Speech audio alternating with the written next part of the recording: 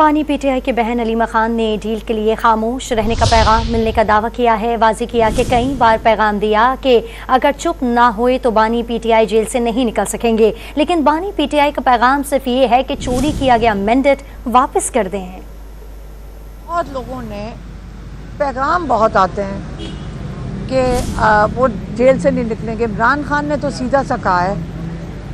मेरा ख्याल है ये जजेस का और ये हाई कोर्ट की तैयारी नहीं थी कि इमरान खान के केसेस ट्राई करने पड़ेंगे।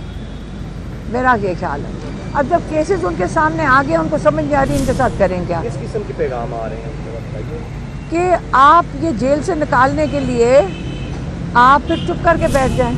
डील का मतलब क्या है? डील का मतलब है कि चुप रहें, यही होगा ना डील। हम तो कई दफ़ा पूछ चुके डील में इमरान को क्या है? इमरान खान ने सिर्फ ये कहा था, पैगाम जो उनका था कि ये मैंडेट लोगों का चोरी किया हुआ वोट वापस कर दें, बस।